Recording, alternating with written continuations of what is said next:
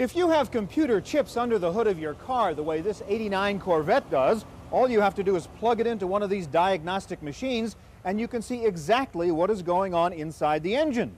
Well, it should be true then of your PC, because after all, there's nothing but computer chips under the hood of that. Well, it is true if you have the right diagnostic tools. Today we'll take a look at diagnostic software on this edition of the Computer Chronicles.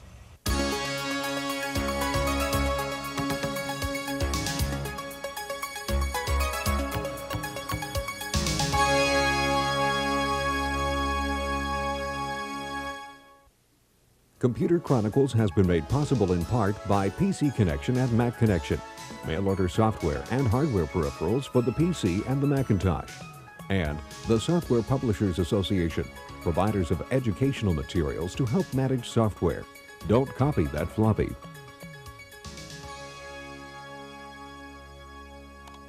Welcome to the Computer Chronicles. I'm Stewart Cheifet.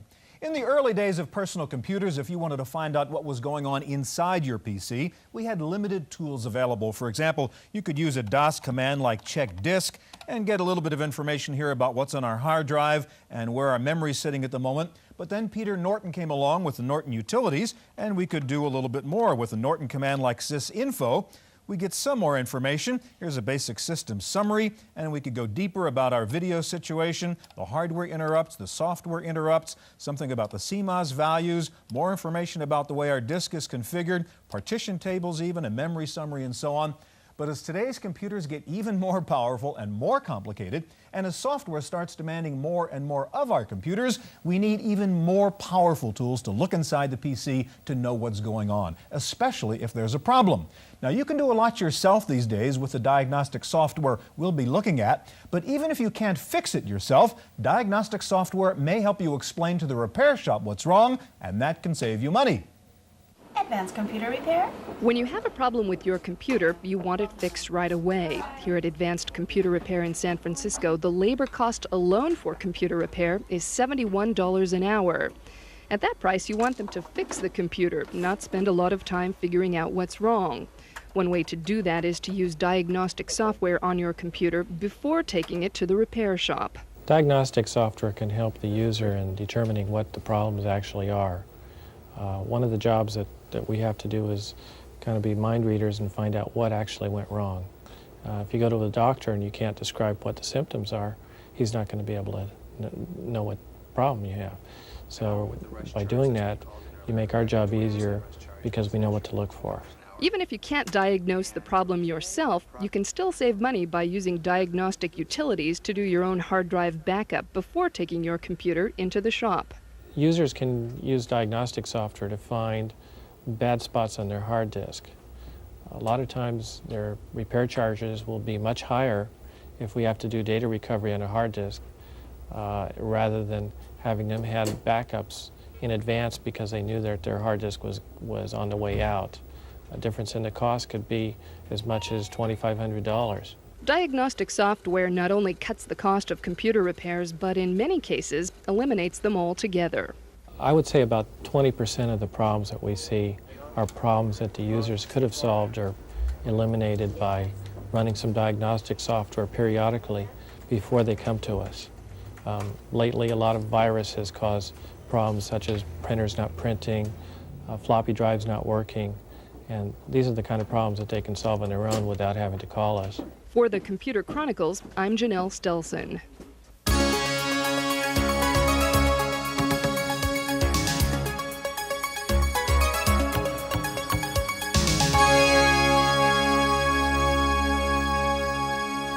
Most diagnostic software has been developed for the PC platform, and that's where we'll begin today with diagnostic products that help solve the mysteries of Windows and the black hole of upper memory. Here to show us are Frank Westall of Dariana and Gary Saxer of Quarterdeck. Gary, let me begin with you. I've been turning on computers for a long time and is always running memory checks and checking this, and it's always right. I mean, who has to worry about this kind of software? I mean, the average user, is this just for a hacker to play around with? No, it's for everybody. Stuart, there are only two kinds of computer users in the world, novices and experts. No middle class. I don't really think so. You either just use the machine or you start getting into it and you find out everything. And so you need to know about this incredibly important stuff that's going on inside certainly your when machine. it comes to memory, that's for sure. Absolutely. Okay, we're going to get back to you in a minute. Now, Windows sort of raises the ante even more, Frank, because people are running under Windows now, and who knows what in the world is going on when you're loading up your Windows program. You have WinSleuth, which helps us understand what's going on there. Show us how you would use WinSleuth. Well, actually, again, you have additional problems within the Windows environment, because what you have to do is the user not only wants to learn about what's going on within Windows, but they also want to learn about what's going on within their hardware. Right. So a representation of the system comes up, and you can take the cursor and you can point it as an example towards the hard drive. Hard drive information comes up on the system, and we have over 52 buttons explaining what we've got, or we have drop-down menus. As an example, we can go down and do motherboard testing on the system. We can do something along the lines of testing your parallel and serial ports. The other areas you can get into are areas such as looking at memory. You can look at the conventional memory, and then you can break that out, put it into a smaller window, and continue on. You can look within the Windows environment at issues such as task list. Within the task list, what happens is these are areas that are open, applications that are open. As an example, let me give you something here. I can go in, bring this down, open up something like the calculator. I'll minimize it, and you'll see within every 5 seconds, this task list updates itself. And the reason for this type of application... So WinSleuth is monitoring what's really Exactly. running. A lot of users will turn around and they'll open up 5, 10, 15 applications. Exactly. Forget to close them out. 2 weeks later, they keep using the same type of procedure. They run out of memory, run down by 2 more megabytes of memory, Right. and they're in a lot of trouble there. And this tells you why that's happening. Exactly, Yeah. exactly. Now, the other areas that you can look into within the operating system environment, Windows is not the perfect environment. People use DOS applications as well as Windows. They want to look at issues such as device drivers. If they have video cards, they have the device drivers on the video cards as well as on Windows types of cards. Within that area, as an example, on video cards, if they want to do something like installing a new board, Yes. So how they does this can help go you in through there, that nightmare? use something like Installation Assistant. Most users don't know what an IRQ is, what an I/O port is. Right. All they do is they read the manual. It says you have to use certain IRQ location or certain I/O port location. Well, guess what? They've already got 5 cards inside of there. The only thing they can do is call up the vendor or take out all the boards one at a time. When they call the vendor's going to want to know what they've got in the system. With this Installation Assistant, the green areas that are available. The blue areas are the areas within the hardware interrupts that they've got access to. Now, also what it'll do is give you a slight explanation, and you can go over to Help on Data Display, and you can find out what the ROM address is. And it's an educational issue for you as well. Sure. So this type of thing is really beneficial to the user, both from a diagnostic point of view as well as from a educational point of view. And can you sort of use WinSleuth to fine-tune your installation of Windows, to maximize it? Tune-up is a function that users tend to think that coming from the DOS environment, now with 3.1 coming out, there's millions of new users coming into the fold. Users think that they can load the program just like they can DOS. Well, again, it's not a perfect world. What'll happen in a case like this is if you run tune-up afterwards, you can turn around and it makes recommendations as to what is wrong with your system. You can take those recommendations and turn around and reconfigure the system properly, and it tells you what to do. That's great.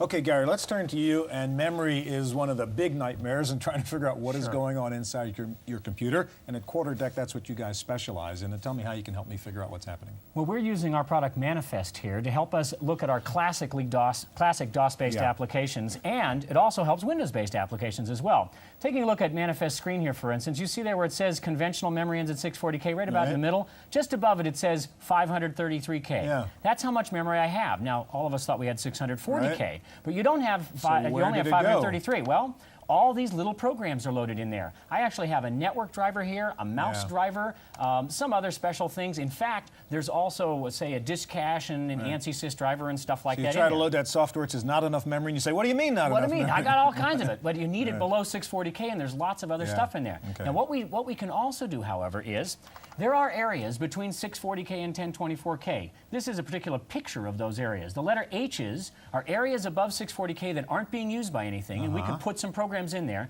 And the areas with the letter R, especially down there across the bottom where the system ROM is, those are areas that you simply can't use. Now, the problem is that what we want to be able to do is put together what we're loading between 640K and 1024K, all right, and make it work right. Now, what I'm about to do is reboot the machine here, and I'm running this program called Optimize, and what Optimize does is it takes all your programs, the network drivers, the mouse drivers, and each of these other programs, and it finds each of the areas between 640K and 1024K, and Optimize figures out where between 640K and 1024K each of these programs should be going. So therefore, you don't have to do it. You know, DOS 5 simply tells you, give it a try. Try loading that stuff up there and see if it works. That's silly. As you're going to see here in just a moment, because Optimize has figured out 500,000, as that's the number in the bottom right-hand corner, different combinations for putting programs in. Now, interestingly enough, there are other things that you could do to make this stuff work even better. What I'm going to use is a feature called Stealth. Now, Stealth gives us the capability of being able to actually take these take the areas that we were called ROMs, and take the ROM areas and get rid of them. And instead of then having only a couple of little tiny areas between 640K and 1024K in which to put these resident programs, we have huge areas. As a matter of fact, the ROMs are gone completely when you use the Stealth feature. The net result of this is all these little programs that you have below 640K, you now have the capability of getting all of them above 640K. And regaining all that room. And regaining all that memory below 640K. In fact, as we there's one of these drivers takes 96K of memory. We can see here on this little screen here. Down there at the bottom, the mirror program takes 96K of memory, but it only takes 6K when it's resident. It needs a huge amount of memory between 640K So and 1024K. you've been wasting that memory. Well, you're not wasting it. That's one of the things, see, this analysis is showing you here, that you're not wasting it. Here, I'm going to reboot for the final time here. You're not wasting it. What you're doing is you have to use so much, and then it squashes down when it's done. You see, without an analysis tool, you don't know that that's taking place. And that's why people say, I got so much memory, why can't I use it? Because it's using memory that you don't realize and then unusing it or getting rid of it after it's all done.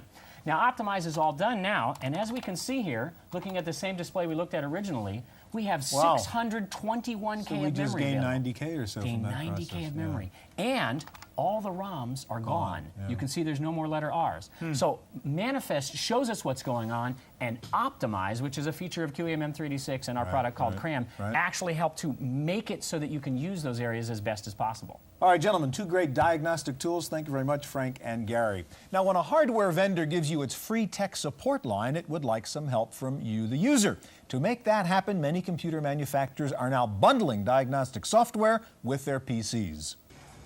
Acer Computers produces one PC every 15 seconds. That's about 10,000 units a week, so there are lots of Acer users out there who might want to call the Acer Tech support line.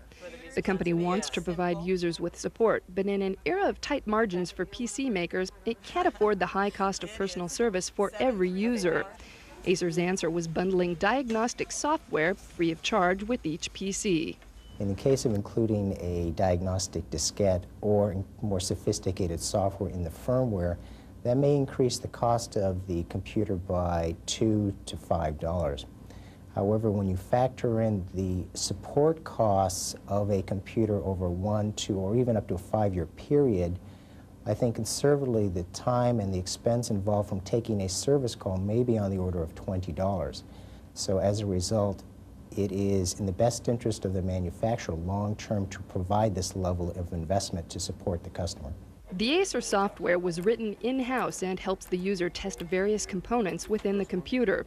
The diagnostic software makes it easier for the Acer technicians to solve your problem, and in many cases, it can save you from having to make the call at all.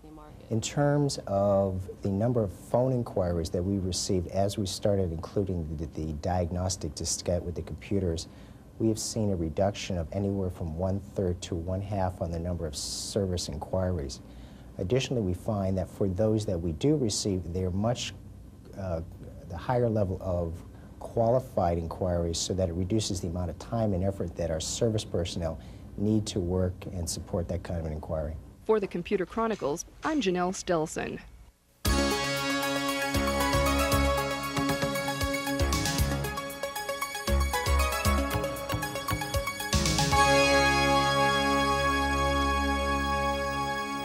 Macintosh diagnostics used to be pretty simple, but with all the new goodies built into the newer and more powerful Macs, there is a growing market for peeking inside your Macintosh, too.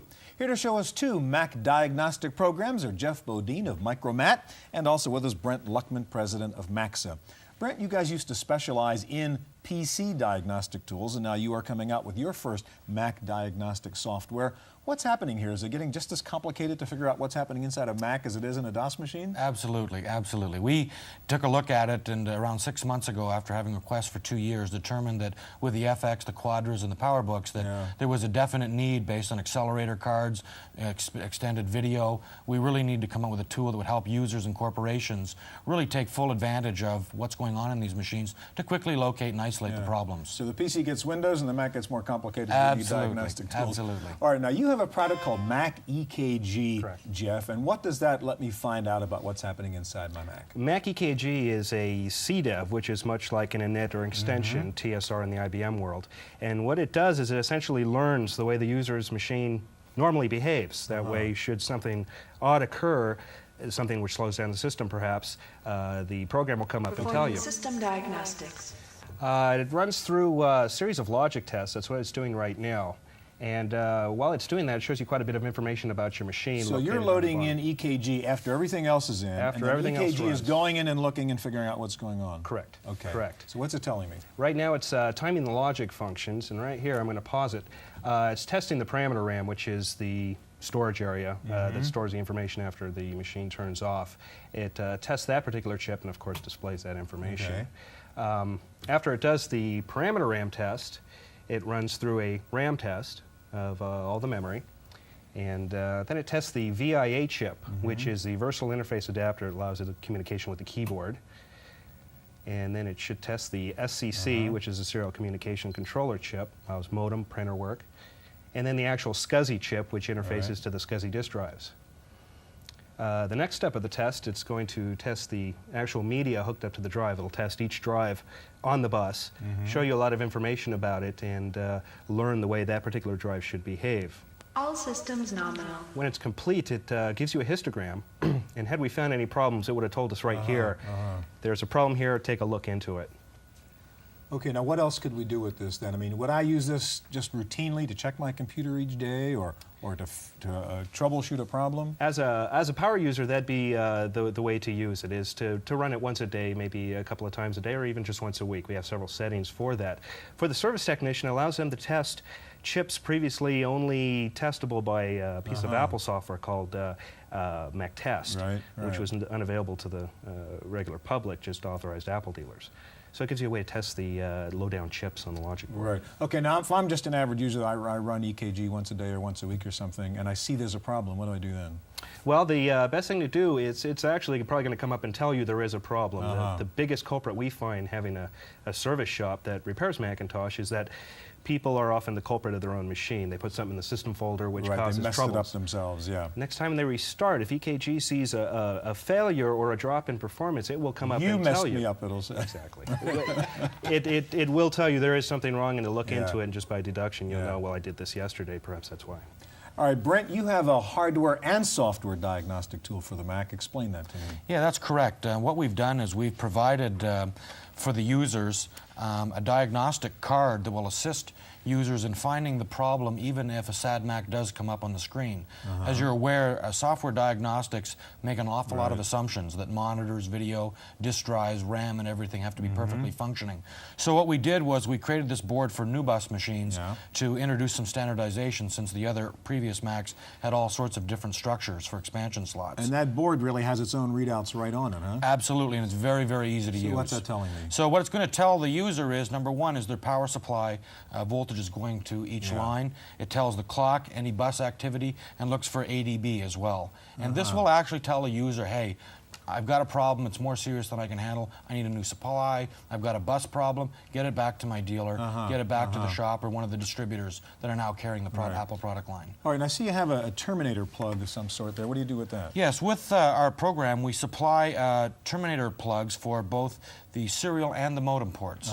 And this is to ensure integrity and that those ports are functioning properly. We've installed one here on the back of our machine here to show that, it fails and can fail. And this is very important. We really test the hardware on individual unit tests as well as automatic testing. And we've really broken our program, and maybe we should take a look at it. Yeah, let's take a look at the software part of it, Brent. Good. Okay, so you're going to fire up Snooper. Snooper starts off with an automated screen. It's known in the DOS world as a go, no-go menu. And what it does, it automatically tests the key areas of functionality where a failure could occur. And this is really good because when we surveyed users, we found that they didn't really want to sit around and play with pull-down menus. But for doing that, we also then provided some exhaustive tests, which we'll look at in a minute. What we've got is a dialog box at the bottom that tells them the status, and we also record the pass control, or number of times a device may have failed. If something does fail on here, it'll give them, say, bad. It'll fill in the box, and it'll be recorded. He'll then go to the manual, and it'll tell the user what he needs to do. Right, so it's showing me sequentially, just running through each of these tests one at a time here. Exactly, and as you can see, the modem port failed, and we have the loopback terminator is removed right now. Okay? So this can go on for some time. So why don't I take a look? We've divided the program into testing, system information, which is defined as helping a user or a technician determine what's installed in the machine and where it's located. And we look at CPU, ADB info, new bus info, SCSI bus info, and complete information. What's installed in the machine and where it's basically located. And with that, we now have a report that can be generated for corporations to keep an inventory of all of their equipment and where things are located. And exactly what's inside the machine. Exactly. And that's been very valuable for some of the major corporates we've done business with. Then we look at benchmarking, and in benchmarking we are looking at now, we're comparing basically for a user to determine the price-performance ratio of why he would buy one machine with one accelerator with a particular video card. So it's a purchasing decision for corporations and end users. Show me, for example. I'll take a look here at a video test just to give you an idea. And we're comparing here video speed of the CI against a Quadra 900.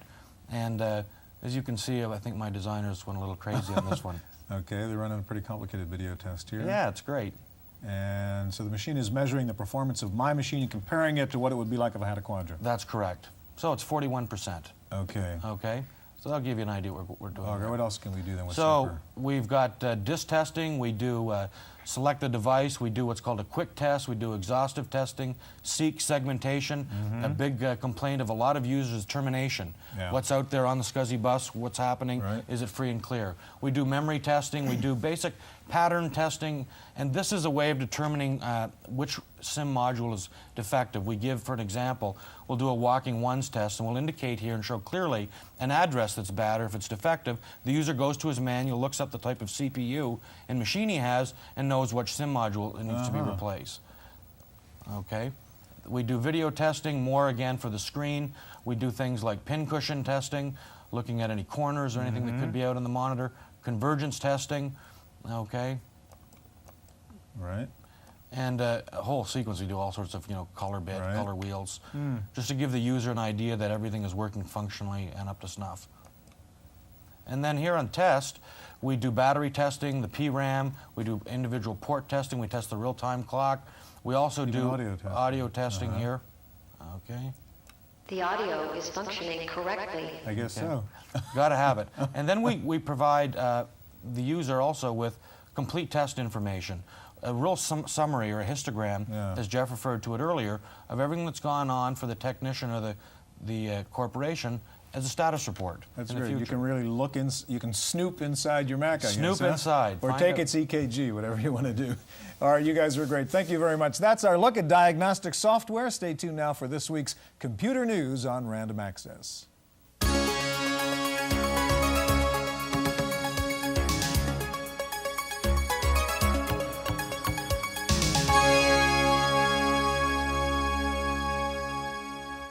In the Random Access file this week, this is a special summer edition with a focus on software. Here are last week's best-selling software titles for the PC according to PC Connection.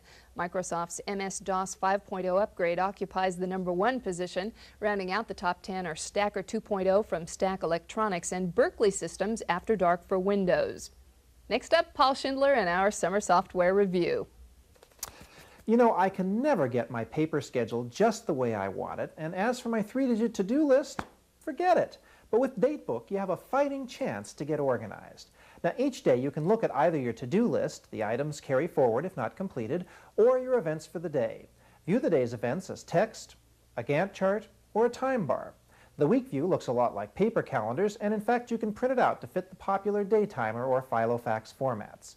A unique feature of this datebook is the busyness indicator. Divide your workday into any 3 periods you choose, and the calendar shows you, at a glance with green, yellow, or red bars, whether you are free, slightly busy, or totally crunched. For most of us, the week starts on Monday. In Datebook, the week starts when you say it does. You can use a banner to indicate multi-day events. Datebook comes with a variety of icons which you can use to mark specific types of events. Datebook is $125 from After Hours Software in Van Nuys, California. For the Computer Chronicles, I'm Paul Schindler. That's it for this week's Computer Chronicles. I'm Janelle Stelson. Computer Chronicles has been made possible in part by PC Connection and Mac Connection, mail order software and hardware peripherals for the PC and the Macintosh, and the Software Publishers Association, providers of educational materials to help manage software. Don't copy that floppy. Videocassette copies of this program are available. Computer Chronicles also publishes a companion newsletter containing details on products demonstrated, plus background information on program topics. To order a videocassette or a subscription to the newsletter, call 1-800-366-9484 or write Computer Chronicles. Please specify program subject for tapes. All orders include a free software program for auditing software use.